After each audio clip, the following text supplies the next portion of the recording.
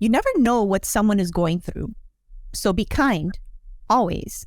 Now, I'm sure you've probably heard this quote or have seen this meme, but in day-to-day life, that can be harder than it sounds. So in today's episode, I've got a special friend and celebrity guest to remind us all about the power that kindness has to elevate our wellness, no matter what you're going through. It's time to be kind with Marley Q.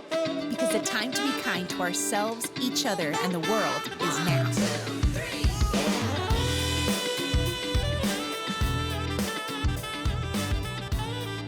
Hello and welcome. Thank you for making time to be kind with Marley Q. Today, I have such a special guest to introduce you to. She is a celebrity, friends, okay? She's a TV host, an actor, a model. She's the founder and the face of Brstlss Beauty Ventures. And most of all, she's a Parker. Welcome to the show. Hey, Marley Q. Thank you so much. I just have to say that podcasts were made for you. What an honor to see your growth as the birthing of parking. And then now this venue that you're bringing it to. So thanks for calling me up. It's so great to see you. Oh my goodness. I'm so happy and I'm so grateful to have friends like you who, I just say, hey, do you want to make time to be kind with me? And you're like, all right, sure. What are you going to talk about? I'm like, anything that comes out of your mouth is inspirational. So thank you for parking this time. And for those friends who are listening right now, who may be new to my world, this is the first time that you are making time to be kind with Marley Q. Or maybe you have before, but you forgot. Can you please tell those listening, what's a Parker? People doing or acting random acts of kindness? Yes, you almost got it. You almost got it. Interestingly enough, the word that you forgot is like what you do.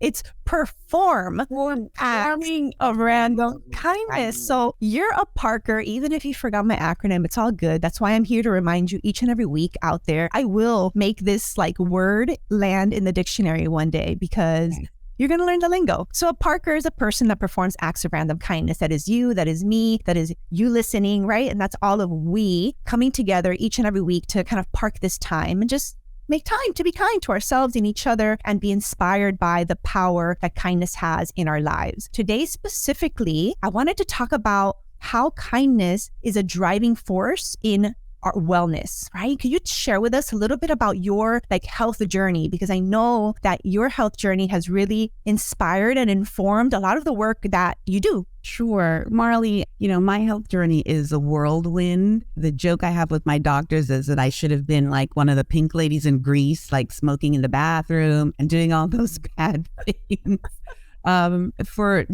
Because we don't have a lot of time, I will say that my first health journey was a kidney transplant in 2000. And you'd think that would be enough. We have break a major limb or something. But then in 2005 and 2007, I was diagnosed with breast cancer each time. And with each of those diagnoses, I chose mastectomy. So since about 2007, I've been living breastless, hence my moniker on social media, Brstlss Beauty, the Brstlss, Brstlss, no vowels in the Brstless because I have none. But I love that. So now that was prior to social media, and I consider myself one of the pioneers that was out there before anyone ever knew about making the choice of not getting reconstruction, living in a town like Miami where the perception is that it's all about, the aesthetic.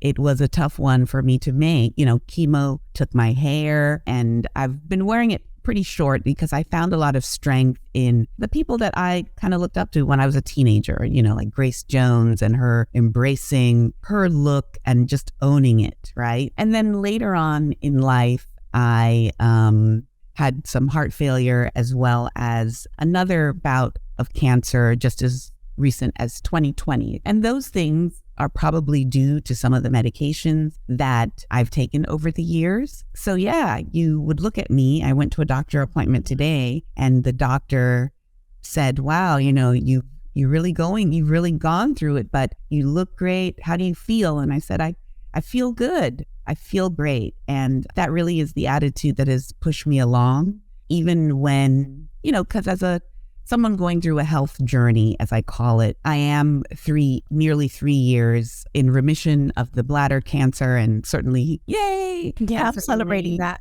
Thank you. And certainly many years cancer-free from the breast cancer, and my kidney is 23 years old, still kicking it.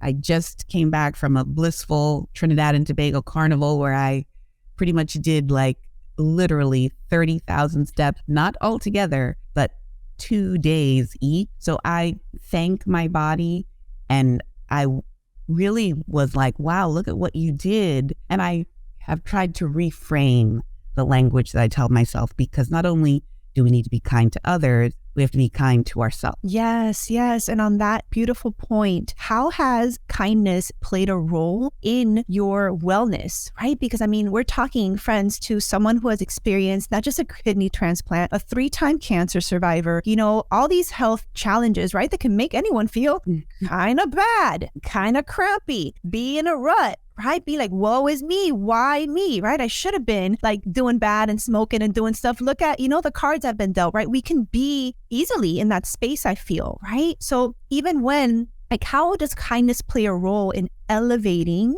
your wellness, even when you're not like physically well, right? What role does kindness play in elevating how you feel? I will reiterate to anyone that might be watching or listening to us that, you know, it was many years ago with my first cancer diagnosis in 2005 when I did have to do chemotherapy. And remember, the doctors had to juggle many things. I had this kidney transplant. We needed to do chemo. It was a very tender situation. But I'll never forget, I mean, it was the early 2000s, and my surgeon, my oncological surgeon, Dr. Frederick Moffitt, he said one of the first things wasn't, you know, get this medicine, do that, do this. He said, I really need you to be with me up here.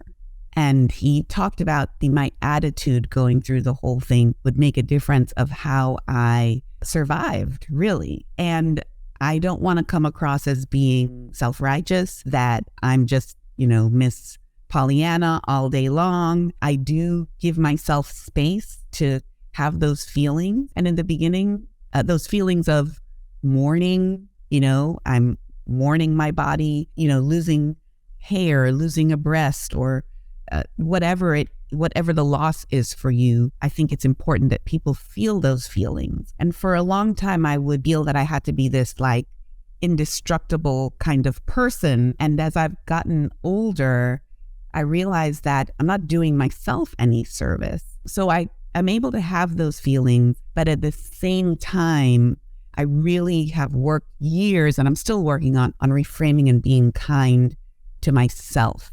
When I wake up in the morning, instead of saying, oh my God, you look gross, you know, how can I reframe that? Because I'm here, and that's important to remind myself that I'm here. Even on the worst day, yes, I'm here. And that's worth a smile. I'm here, right? And having that perspective because of your experience, your lived experience, how does that play into your ability to be kind and empathetic with other people, right? Like we started this episode with, you never know what someone is going through, right? So you having experienced, you know, these moments where maybe, you know, you couldn't show up as your best, right? And maybe in a work setting, you know, either receiving empathy or not receiving empathy. Do you want to speak to that a little bit? Absolutely. Certainly, the things that I've gone through have made me much more sensitive to others and what they may be going through, because you just don't know. You know, if you've ever been in a grocery store and you hear a child crying, or we would, you know, someone might instantly say, oh gosh, that child's being a brat or being bratty. But, you know, think about what that child language, what do they have to express themselves? So I'm almost like cheering them on, like, yeah, like get it out, do what you need to do, you know, because they don't have the language that we do, nor do they have the barriers, right? We get up, we get older, and we establish these barriers of not having our true feelings. When I think about days when I would walk into work, or someone might have been short with me. You know, there's a difference between being rude and short with a person and then being short and it being totally out of character for them. I am more sympathetic toward people having this other life that we don't know and we don't see. So I'm absolutely much more sensitive to those who may be in a parking lot and they're, you know, they parked the car crazy, but not because they're a jerk, but maybe it's just one of those days. And I quietly forgive them, I quietly forgive them. How do you think you remind yourself, right? Because I really think this is important, and it sounds simple, but really is about that internal conversation, right? And flipping that, that critical judgment, mean like voice and that we constantly have about like everything basically that's going on outside, unless you have a practice of like pausing. Like, is it a pause for you? Like, how do you remember to not be like, oh God, like this is dumb person can like, just ruin my, like, how do you remember to consider the other person? My mom told me a story, my parents came to this country from Trinidad and Tobago in the early 70s, and it was hard for her. It wasn't, that they're since divorced. They were these young kids, and she had this baby. And she said that sometimes she would feel like she was losing her mind, and she would have empathy toward, the woman on the street, the bag lady, let's say. And she would say, I would laugh at her, and I'm like, Mom, I'm a kid. She's telling me I could have just been the bag lady. And I'm like, Mom, get out of here. But if you don't have a support team, if you don't have someone that that you can rely on, that is validating who you are, validating your feelings, yeah, of course, you could go insane because you feel that it's just happening to you. And what I am grateful about for the 21st century is that we're learning more and more. We're not the only ones, There are so many more people are going through the same thing. And the good part about social media is providing resources like you're providing here, Marley, but also that now, think about in 2007 when I had no breasts and chose to live without reconstruction.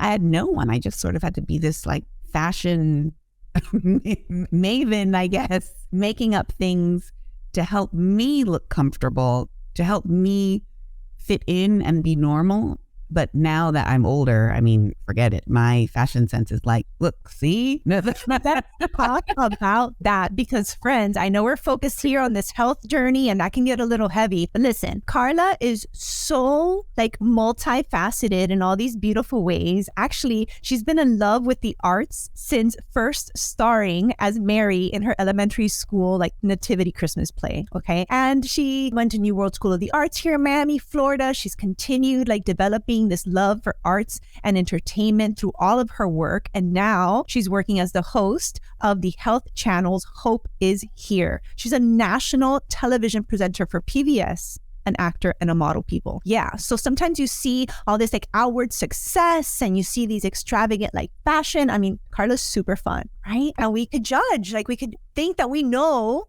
right, what her life might be like. Like, oh, she must be so lucky, right, to be in the spotlight and do the thing. And hey, you just don't know what she's had to overcome to get there. How hard some days are to put a smile on your face and do the thing anyways, right? That's so you know that struggle, right? Something else I want to brag about here with Carla is that she's received many awards and recognition, including Women of Strength, which was a campaign by Essence Magazine and CoverGirl Cosmetics. Yeah. She was also she was given an award for Women of Distinction from the Miami-Dade County Black Affairs Council. And I can go on and on and on, right? And when she's not like working as a model and an actor and a TV host, she's probably serving like the arts community, doing some awesome like projects that have to do with empowering young people with the arts, I would assume. Or she's planning like her next carnival vacation with with Marlon Hill, who P.S. I interviewed back in season 1, episode 15. I will link it in the show notes because it was a wonderful conversation. And I love the two of you so much, but I don't want to take this time to talk about Marlon. He had his own episode. Talking about you, can you tell us what was like the spark for your interest in like the arts and arts education?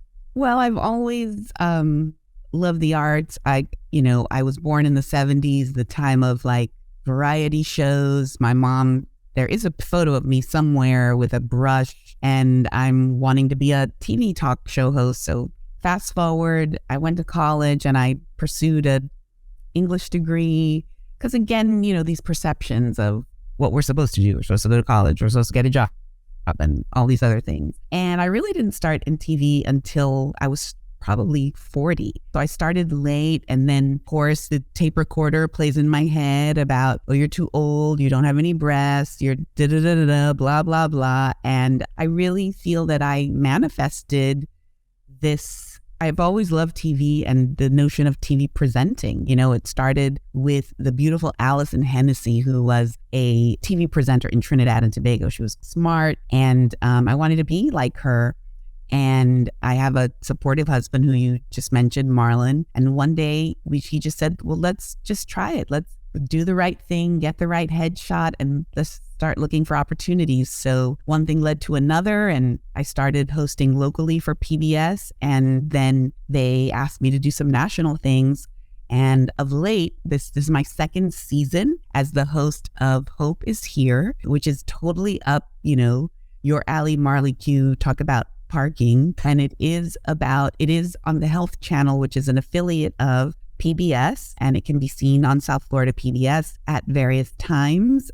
But it is all about people who have had health issues, but their feeling of hope, helping them to carry on. And this is people my age. These are kids 6 years old. I just interviewed, I think she was 6 or 7 years old with a very rare form of cancer. But again, you know, a dog called Doug the Pug, who I hear has 2 million followers. So I had like a celebrity interview with Doug the Pug. I can put that on my resume. That's good. But I've never interviewed a dog. That's fun. I'm going to think about that. His humans, you know, his humans.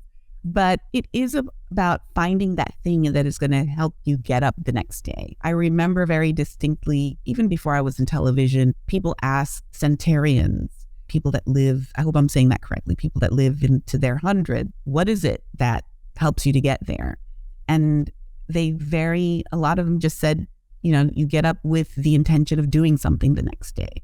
So honestly, I think of that considering what I've been through, and I talk to these people who get up the next day with the intention of doing something or doing something for people. So that is what Hope is Here is all about. And it really is a show made for me, because that has been my life over probably almost 25 years. Oh, I have my hairs on end. I have goosebumps. If you're on YouTube, you could probably see them. My hair's on end, because it really is just, it's been so beautiful. You and I have known each other for probably over a decade now. I've had the great pleasure of being able to work with you one-on-one back when I was planning large scale events.